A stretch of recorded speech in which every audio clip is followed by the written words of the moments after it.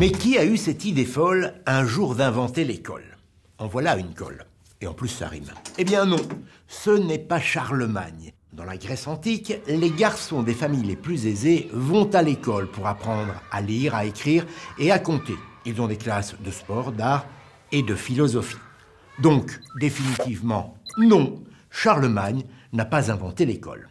En revanche, en France, il fait de l'éducation une de ses priorités. En 789, il ordonne au clergé d'ouvrir des écoles accessibles à tous.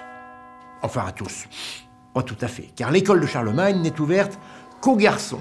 À l'époque, ce sont les hommes d'église qui dispensent l'éducation. Ce n'est qu'à la fin du XVIIIe siècle, notamment grâce à la Révolution française de 1789, 1000 ans plus tard, qu'apparaissent les premières écoles laïques. Mais là encore, l'institution est en grande partie réservée aux garçons issus des familles aisées. Familles aisées, je fais la liaison.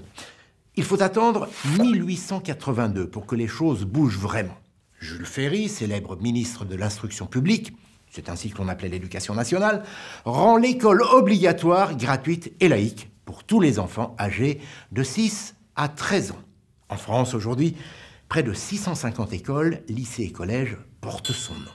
Alors évidemment, dans les décennies qui ont suivi, l'école a encore bien évolué. Ce n'est qu'en 1924 que les programmes scolaires des garçons et des filles sont devenus identiques et il faut attendre les années 60 pour que la mixité devienne la norme. Enfin, aujourd'hui, l'école est obligatoire de 6 à 16 ans et l'enseignement public est gratuit de la maternelle jusqu'au lycée. L'école a pour mission la transmission des connaissances et des valeurs de la République, liberté, égalité, fraternité et laïcité. Et ceci, dans le refus de toute discrimination, c'est inscrit dans la loi. Du primaire jusqu'au lycée, les programmes abordent les sciences, l'histoire, le français, les langues étrangères et aussi l'éducation morale et civique.